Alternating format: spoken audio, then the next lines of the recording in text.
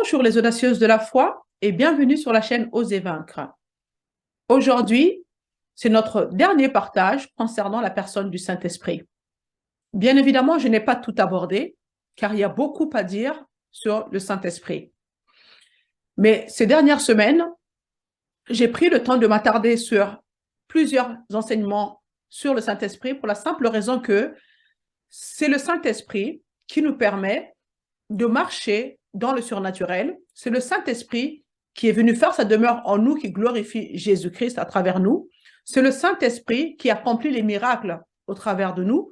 Donc, il est important que nous puissions comprendre le ministère du Saint-Esprit afin que nous puissions collaborer avec le Saint-Esprit, être à l'écoute de ses instructions. Et bien évidemment, il est difficile de s'épanouir dans sa relation avec Jésus, dans sa marche chrétienne, quand on ne sait pas que la personne du Saint-Esprit est venue faire sa demeure en nous et comment nous pouvons marcher avec le Saint-Esprit. Amen. Donc, j'espère que tout ce que j'ai pu partager, ça vous a aidé dans votre relation avec le Seigneur Jésus et aussi dans votre compréhension de la personne du Saint-Esprit. Donc, aujourd'hui, nous allons parler de la puissance du Saint-Esprit. Jésus, après leur avoir dit de rester à Jérusalem, il leur a fait cette déclaration en disant « Vous recevrez une puissance ». Et ce mot « puissance » signifie capacité, être en mesure de, être capable. Donc, il dit « Vous recevrez une puissance lorsque le Saint-Esprit viendra sur vous et vous serez mes témoins à Jérusalem, dans toute la Judée, dans la Samarie et jusqu'aux extrémités de la terre. » Donc, dans ce passage, Jésus emploie le mot « puissance » et « témoin ». Aujourd'hui, dans la plupart des églises, il y a un manque évident de la puissance de Dieu à l'œuvre. Personnellement, c'est l'une des choses qui a fait que je commençais à avoir de la frustration dans ma marche chrétienne, dans ma relation avec Jésus. Car je ne voyais pas dans l'église et je ne vivais pas non plus ce que je lisais dans les évangiles. Les signes, les miracles et les prodiges étaient totalement absents. Ça devenait juste un lieu de rassemblement. Nous avons besoin de la puissance pour être efficace. Le mot puissance, selon la définition grecque, signifie être apte. Cela signifie capacité. Et puis, il y a une autre définition qui dit que ça signifie force et une autre définition, la puissance miraculeuse. Mais nous devons simplement nous concentrer sur le fait que nous recevons, que nous avons reçu la capacité de Dieu par le baptême du Saint-Esprit. Amen. Parce que le Saint-Esprit est celui, encore une fois, que Jésus atteste qu'effectivement, c'est lui qui accomplissait, qui faisait les miracles à travers lui. Il disait que le Fils de lui-même, c'est-à-dire par sa propre capacité, ne pouvait rien faire. Mais l'Esprit en lui a fait l'œuvre. Amen. Donc, eh bien, normalement, cela devrait être de même pour nous. Donc, la puissance signifie devenir, le mot puissance signifie devenir apte, être capable, avoir la capacité, et c'est une puissance miraculeuse, puis un témoin. Amen. Donc, le mot témoin signifie celui qui se souvient, celui qui a des informations, qui a des connaissances. C'est aussi une personne qui peut mettre en lumière ou confirmer. Et spécifiquement ici, il s'agit des faits de l'Évangile. Donc, lorsque nous lisons les Actes des Apôtres, nous voyons que c'est cette démonstration de puissance qui a fait des apôtres des témoins de Jésus partout où ils allaient. C'est cela, être témoin de Jésus-Christ. Amen. Mais l'idée qu'on a aujourd'hui du mot témoin, c'est d'aller accoster des gens dans la rue pour les amener à Jésus-Christ. Mais les Écritures ne disent pas cela. Amen. Les Écritures ne disent pas que nous devons témoigner. Elles disent que nous devenons des témoins. Donc, après avoir été baptisés dans le Saint-Esprit, nous recevons la puissance de libérer ou de rendre libre notre esprit pour qu'il communique directement avec Dieu. Et avant cela, avant de recevoir cette plénitude ou ce baptême dans le Saint-Esprit, la seule façon pour nous de communiquer avec Dieu était par notre pensée charnelle qui, bien évidemment, est limitée. Parce que nous avons tendance à intellectualiser les choses de Dieu, alors nous avons besoin de quelque chose qui nous donne cette capacité de pouvoir communiquer avec Dieu et de contourner notre pensée. Amen. Nous avons donc la responsabilité de renouveler notre intelligence pour pouvoir marcher dans la victoire de la vie chrétienne. Cela ne se fait pas de façon automatique. C'est un processus. Ça prend du temps, mais c'est à vous de faire cet effort, de pouvoir renouveler votre intelligence, ne pas se conformer à ce monde présent. Amen. Et c'est la capacité que nous donne le baptême du Saint-Esprit nous permet de pouvoir communiquer d'esprit à esprit avec Dieu. Amen. Donc, le parler en langue vous donne cette possibilité de pouvoir parler avec Dieu d'esprit à esprit. 1 Corinthiens 14, au verset 2, il est écrit « En effet, celui qui parle en langue ne parle pas aux hommes, mais à Dieu, car personne ne le comprend. C'est en esprit qu'il dit des paroles mystérieuses. » Oui, des paroles mystérieuses, mais elles ne sont pas mystérieuses pour Dieu, parce que Dieu le comprend. Amen. Mais effectivement, c'est un mystère pour notre pensée naturelle. La capacité personnelle de pouvoir parler en langue a été donnée à l'individu quand il est baptisé dans le Saint-Esprit afin qu'il puisse être capable de communiquer avec l'Esprit de Dieu. Amen. Mais aucun homme ne comprend ce langage. Dieu seul le comprend. Parfois, il peut susciter une personne pour donner l'explication, l'interprétation de se parler en langue. Amen. Dieu peut également, si vous le demandez vous-même, parce que la Bible nous demande aussi de faire cette requête à Dieu qui nous aide à comprendre ce que nous parlons en langue. Amen. Donc, au verset 14 et 15, il est écrit, « En effet, si je prie en langue, mon esprit est en prière, mais mon intelligence est stérile. Que faire donc? Je prierai avec mon esprit, mais je prierai aussi avec mon intelligence. Je chanterai avec mon esprit, mais je chanterai aussi avec mon intelligence. » Donc, ce que nous voyons ici, c'est que nous recevons cette capacité ou cette puissance, elle devient en quelque sorte disponible à travers le baptême du Saint-Esprit. Et c'est cette puissance qui libère notre esprit, qui rend libre notre esprit pour pouvoir communiquer de manière parfaite avec Dieu. Le jour de la Pentecôte, quand les disciples en parlaient en langue, et c'est une autre utilisation des langues, c'était un signe pour les non-croyants. Et ça a tiré, à cause de la démonstration de cette puissance, la ville entière est sortie pour pouvoir entendre, pour voir ce qui se passait, parce qu'ils ont entendu les 120 personnes qui parlaient en langue. Et lorsque les 120 personnes parlaient en langue, ceux qui étaient à l'extérieur les entendaient parler dans leur propre langue maternelle. Amen. C'était un signe pour les non-croyants et qu'effectivement, qu'il se passait quelque chose qui était en dehors des choses naturelles. Et bien évidemment, lorsque Pierre a inauguré le message de l'Évangile, 3000 personnes ont donné leur vie à Jésus-Christ. Donc, nous voyons que le fait de parler en langue, c'était cette puissance surnaturelle qui a fait des apôtres, des témoins aux yeux de ces personnes qui n'étaient pas croyantes.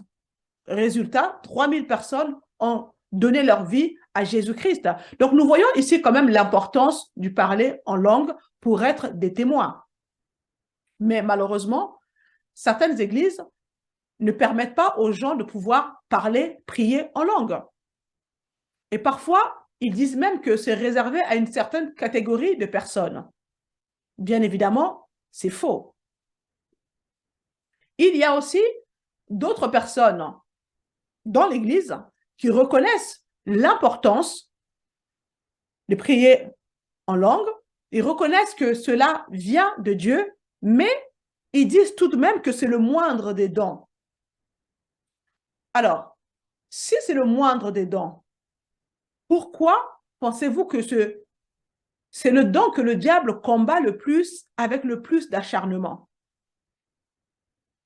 Cela signifie donc que c'est l'un des dons les plus importants. Sophonie 3, verset 9, il est écrit « Dieu parle des derniers jours et il dit « C'est alors que je ferai retourner au peuple un langage pur, afin qu'ils puissent tous appeler le nom du Seigneur pour le servir d'un seul consentement. » Maintenant, revenons un petit peu à la Genèse 11. On ne va pas le lire, mais nous allons simplement parler de la puissance de l'unité. C'est là que tous les gens parlaient la même langue. Et ils ont décidé ensemble qu'ils allaient construire la tour de Babel qui irait jusqu'au ciel. Et Dieu dit, les voici qui forment un seul peuple. Maintenant, rien ne les retiendra de faire tout ce qu'ils ont projeté. Descendons, et là, brouillons leur langage afin qu'ils ne se comprennent plus mutuellement. Nous découvrons que Dieu dit, dans les derniers jours, je vais donner à mes croyants, à mes enfants, une langue pure afin qu'ils puissent m'adorer d'un seul et même accord. Et cette langue pure dont il s'agit, c'est le parler en langue. Amen. C'est le parler en langue. Comme vous le savez, nous sommes toutes différentes. Nous formons un mélange de personnes et nous ne sommes pas d'accord sur tout. C'est une évidence. Mais cependant, lorsque nous nous mettons à prier en langue, nous sommes dans une unité parfaite. Parce que cela passe par notre esprit qui a été créé à l'image et à la ressemblance de Dieu. Amen. Cet esprit communique avec Dieu de manière parfaite. Amen. Il est parfait. Et nous exprimons, en passant par cet esprit, une vérité parfaite, parce que cela ne passe pas par nos têtes. Nos têtes sont influencées par les 5 sens. Amen. Donc, lorsque nous prions en langue, cela contourne notre incrédulité, cela contourne nos 5 sens. Amen. Et donc, Dieu a donc restauré, le jour de la Pentecôte, ce langage pur afin que vous et moi, quel que soit le milieu d'où nous venons, quel que soit le pays d'où nous venons, quelle que soit notre conviction, lorsque nous nous mettons à prier tous en langue, nous sommes dans une unité parfaite où nous louons Dieu, nous magnifions le Seigneur, notre Dieu, Jésus-Christ. Amen.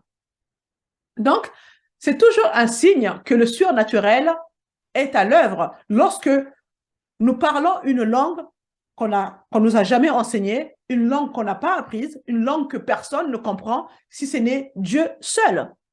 Amen. C'est une manière parfaite de communiquer avec notre Dieu. Ne négligez pas le parler en langue. C'est très important. Amen.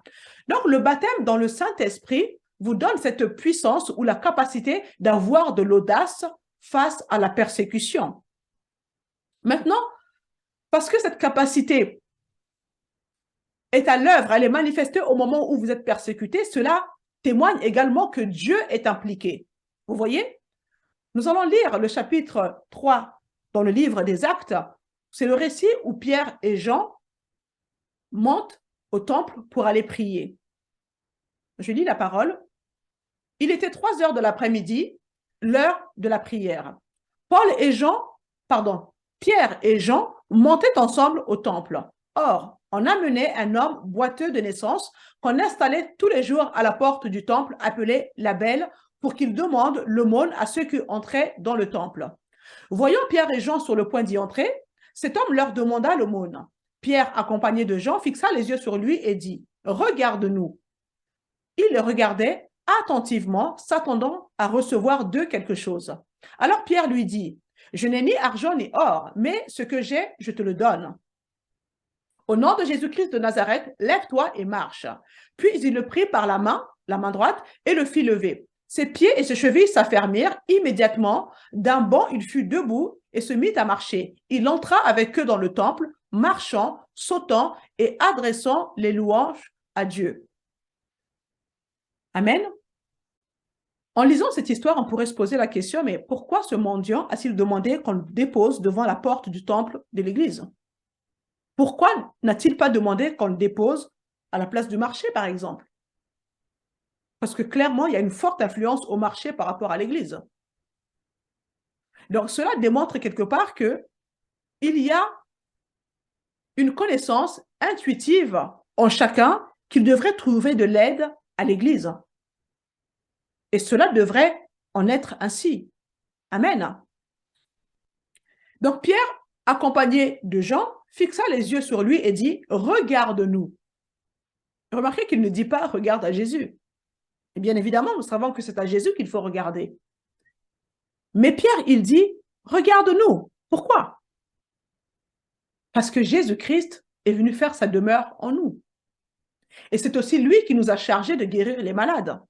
C'est aussi lui qui nous a dit d'aller chasser les démons, etc. Alors, ils ont dit, regarde-nous. Et alors Pierre a dit, l'or et l'argent ne sont pas la solution à ton problème. Mais j'ai la solution à ton problème. Au nom de Jésus-Christ, lève-toi et marche. Il entra en marchant, sautant et adressant de louanges à Dieu.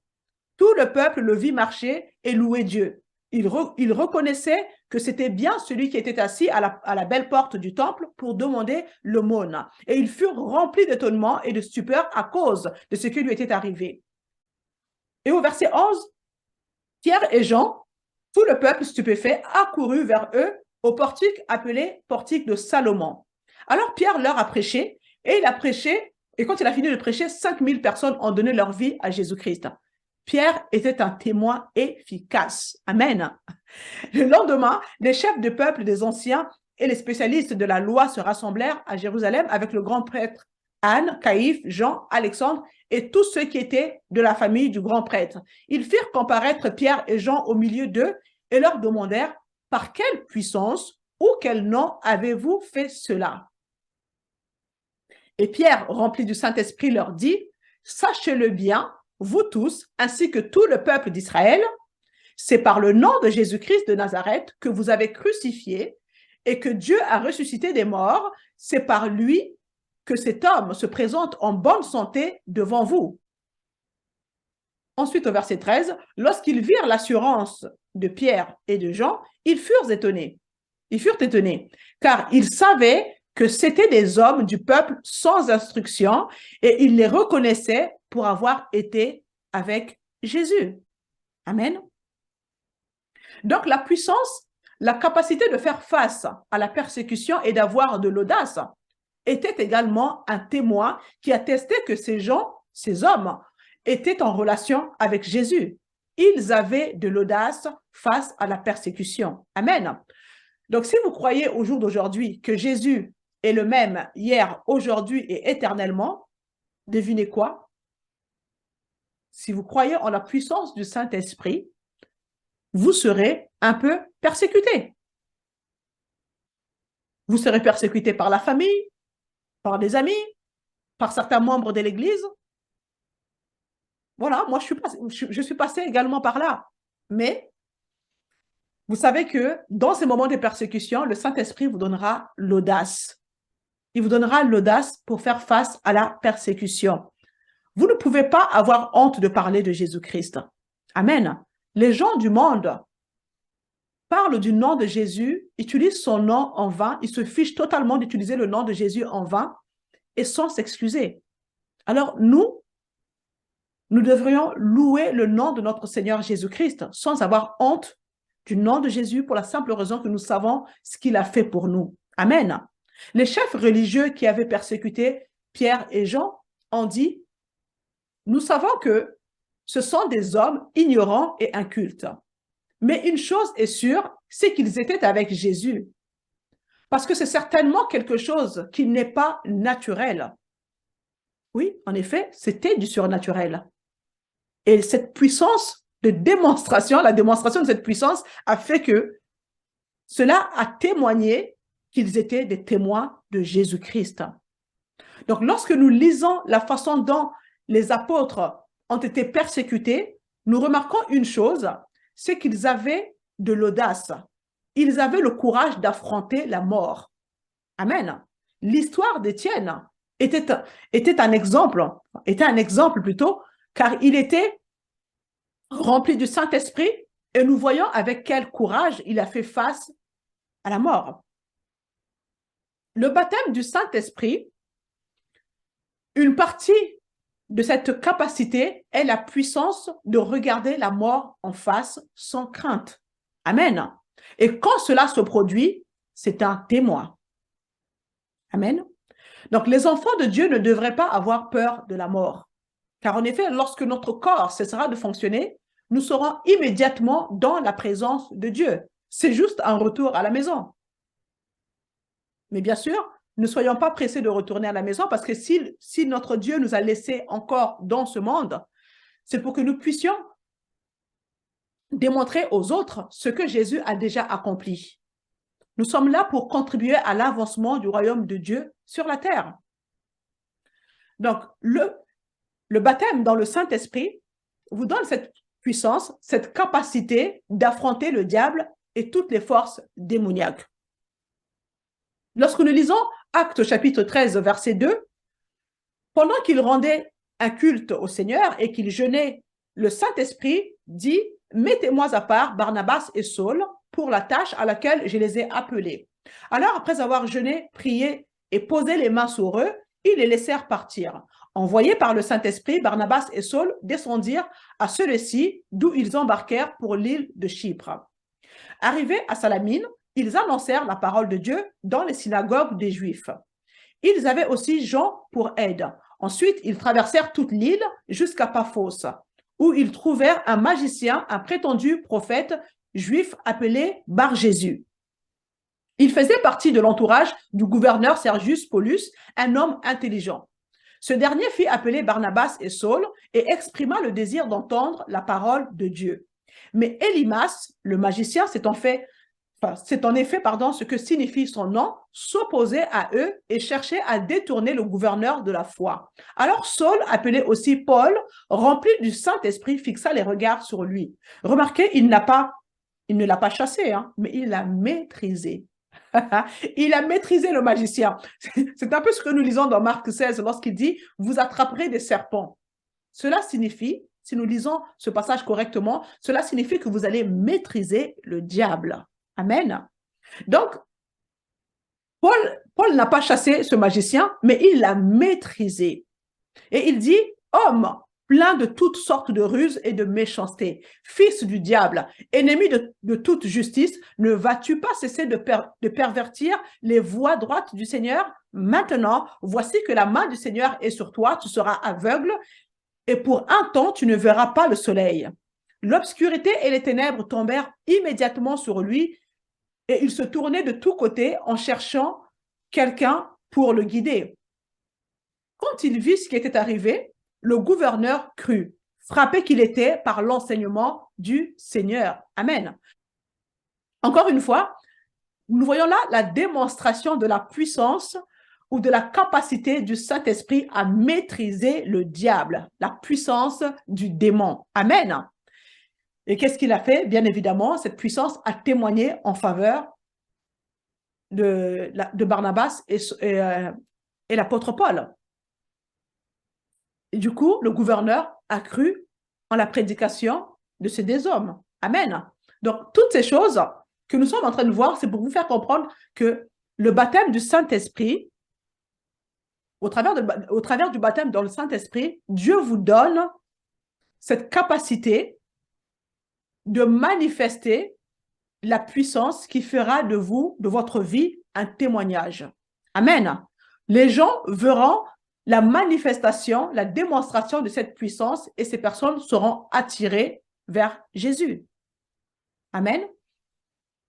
Ce n'est pas par nos nombreuses prédications que nous allons gagner les gens à Jésus-Christ.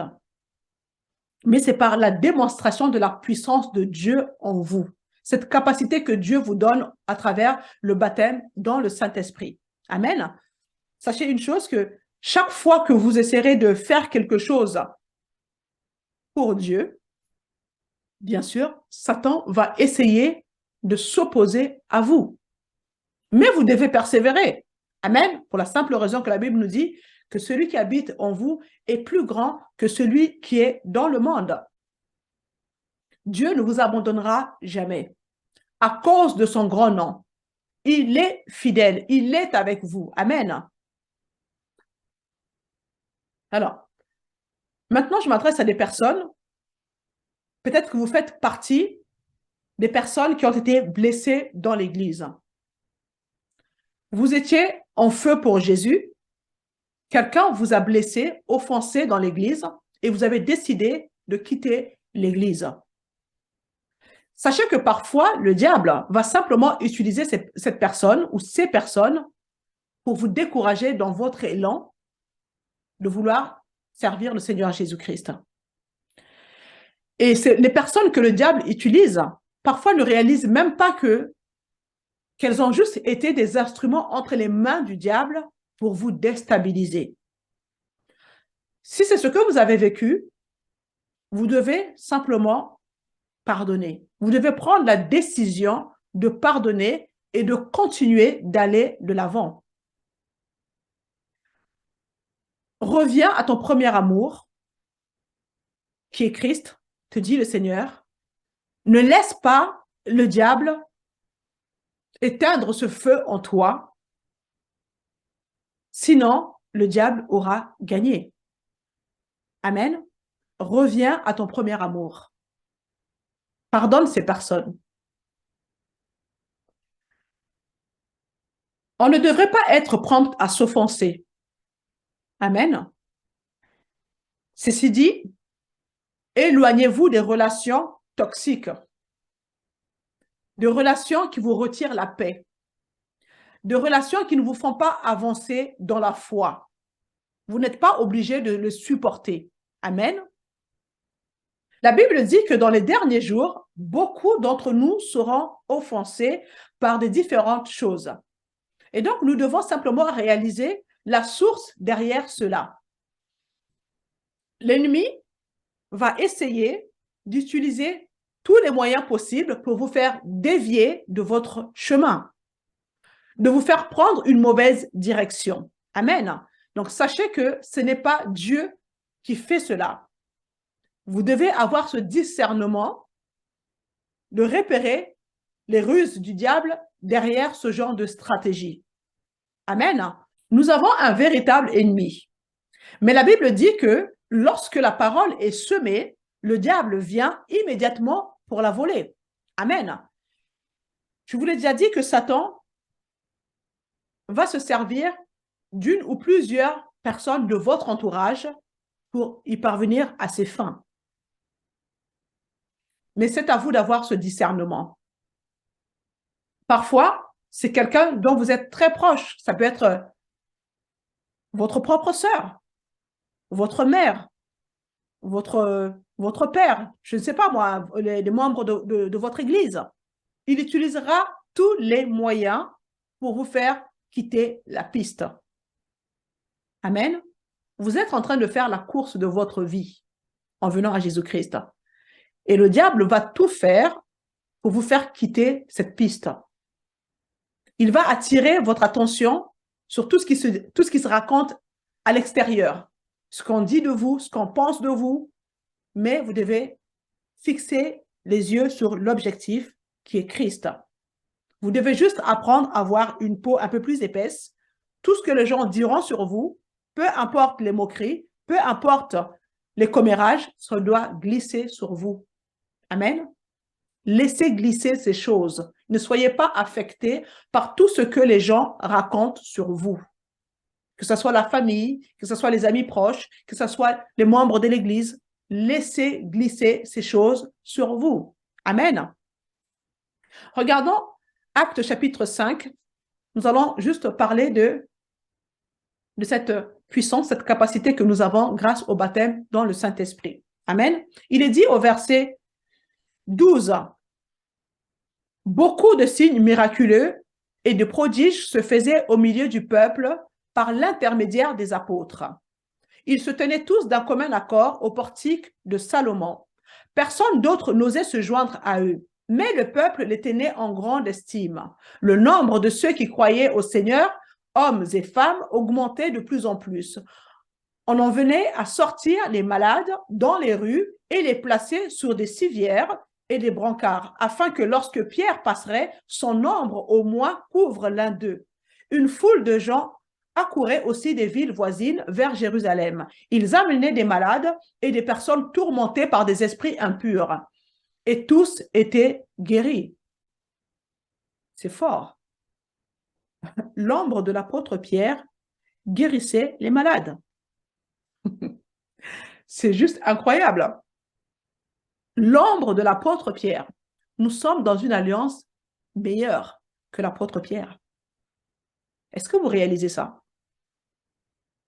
Si l'ombre de l'apôtre Pierre guérissait les malades, nous qui sommes dans une meilleure alliance, vous vous imaginez ce qu'on est capable de faire? Waouh! Ça me fait rêver tout ça, moi. Waouh, waouh, waouh! La puissance de résurrection est en nous, mes amis. La puissance qui a ressuscité Christ d'entre les morts est en nous. Nous sommes capables de faire exactement les mêmes choses, si ce n'est plus. Et c'est ce que nous dit le Seigneur Jésus.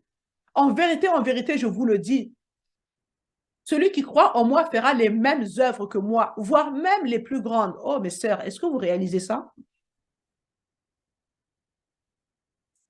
Enfin, revenons à ce que nous étions en train de lire, donc acte 5, au verset 12.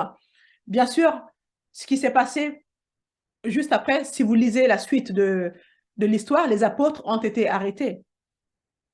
Ils ont été arrêtés. Donc, ce que nous disons, c'est que les signes, les prodiges, les miracles, le fait de chasser les démons, la capacité du Saint-Esprit en nous font que cela devient un témoignage pour les incroyants. Amen. En parcourant le livre des Actes, on a vu que lorsque la puissance a été démontrée, la capacité a été démontrée, il y avait toujours des gens qui venaient à Jésus-Christ. Donc, nous voyons que c'est la manifestation de la puissance et la capacité que le Saint-Esprit nous donne au travers du baptême du Saint-Esprit qui fait que les gens viennent à Jésus-Christ. Amen. Donc, quand nous recevons le Saint-Esprit, nous recevons la puissance de communiquer d'esprit à esprit avec Dieu, d'affronter la persécution avec audace, d'affronter le diable et les démons, ainsi que toutes les puissances des ténèbres. Le Saint-Esprit est celui qui témoigne de Jésus-Christ par cette puissance qu'il met en nous. Amen. Ce n'est pas autre chose. Ce n'est pas le fait d'aller accoster des gens. Bien sûr, nous sommes appelés à parler de Jésus-Christ autour de nous. C'est important parce que beaucoup n'ont pas entendu parler de Jésus-Christ. Donc, nos vies doivent témoigner de cela. Nous devons parler de Jésus-Christ quand l'occasion le permet. En toute occasion, d'ailleurs, la Bible nous dit, en toute occasion ou non, en toute occasion favorable ou non, nous devons parler de Christ. Oui, mais avant tout, c'est d'abord la démonstration de la puissance du Saint-Esprit en nous, celle que nous avons reçue par le baptême de l'Esprit, qui doit témoigner de Jésus-Christ. Amen. Bien. J'espère que vous avez été bénis par cet enseignement. Partagez autour de vous pour bénir quelqu'un d'autre. Si vous n'êtes pas encore abonné, abonnez-vous, faites des commentaires sur la vidéo, ça va m'encourager. Et je vous dis à très bientôt.